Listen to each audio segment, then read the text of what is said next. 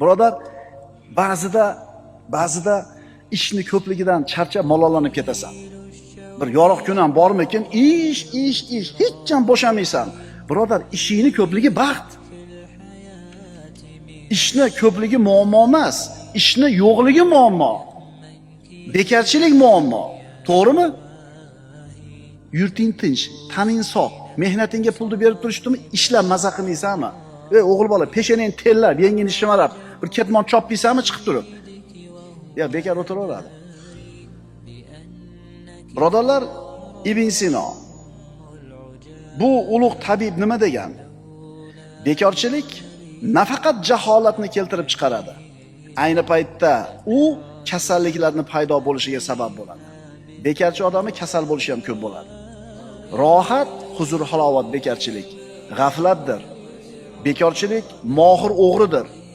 Aqlinga esa o'sha vahimali urushning o'rtasida qolgan o'lja nishondir.